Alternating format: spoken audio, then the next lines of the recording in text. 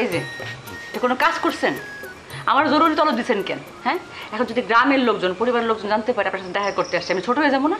আর ছোট হবা কেন? কি বলতেছো? এখানে ছোট হওয়ার কি আছে? দুইটা মানুষ কথা বলতে পারে না? ছোট তো আমি হইছি এতদিন।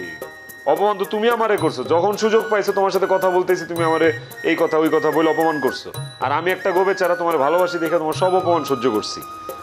জরুরি কাজে জরুরি কথা বলতে ডাকছি। রাজা ভাই কই?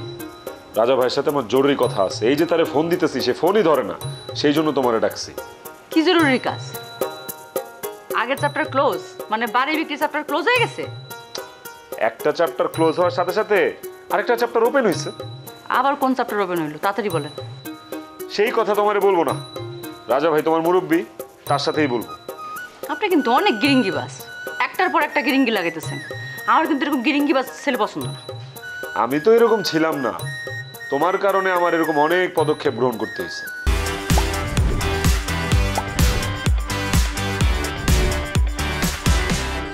তোমারে আমি অফার দিছিলাম যে চলো তুমি আমি এক হয়ে যাই, 4 হাত এক করে তারপর ঘুরি, প্রেম করি, দুজন দুজনের ভালোবাসি। না, তুমি তো আবার বড় লোকের পোলা পছন্দ করো না।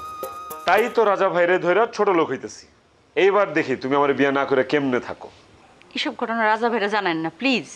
আপনি আমার আর কত ছোট করবেন? কে ছোট করতেছে তোমারে? ছোট তো তুমি আমারে করতেছো। তুমি যখন যখন সুযোগ পাইছো তুমি শুধু আমার অপমানই করে গেছো। আর আমি একটা গোবেচারা তোমার ভালোবাসি দেখে তোমার অপমান সহ্য করে গেছি, এখন পর্যন্ত করতেছি। আচ্ছা, আমি আপনাকে কই অপমান করছি? এরকম একটা উদাহরণ দেখাতে পারবেন? উদাহরণ তো সামনেই আছে। এই যে তুমি তো আমার এখনো অপমান করতেছো। আমার মতো একটা ছেলে দিনের পর দিন তোমার সাথে কথা বলার জন্য অপেক্ষা করে, ওয়েট করে, এটা কি এক ধরনের অপমান না? এখন তুমি কি চাও আমি তোমার বাড়িতে যাই সবাই চিল্লায় বলে আমি শিউলিরে ভালোবাসি, শিউলিরে ভালোবাসি? তখন তো তোমার আর কি অপমান করবে না? করবে? জি না, এ কথা আপনার বলার দরকার নাই, কারণ আমার ভালোবাসা পাওয়ার যোগ্যতা আপনার মধ্যে নাই। আপনার মধ্যে অনেক ঝামেলা আছে। কোনো ঝামেলাই নাই।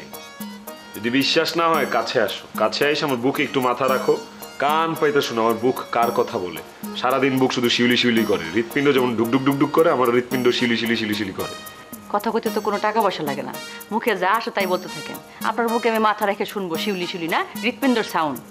আবুল তাবুল কথা হয়, মনে শখ কত জানে এখান থেকে। তাও আই লাভ ইউ কইব না? কত কঠিন মেয়ে রে বাবা।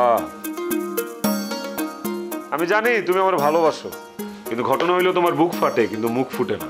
সেই জন্য আমি সিদ্ধান্ত নিচ্ছি রাজা ভাইরা আমি প্রস্তাব দিব। না না না, প্লিজ প্লিজ রাজা ভাই আপনি প্রস্তাব দেন না। আমি রাজা ভাইয়ের মুখ দেখাতে পারবো না কোনোভাবে। আমি রাজা ভাইরে প্রস্তাব দিব, তোমার বিয়ে করে আমার বউ বানাবো, এটাই ফাইনাল। আসি। হ্যাঁ রাজা ভাই কিছু রবি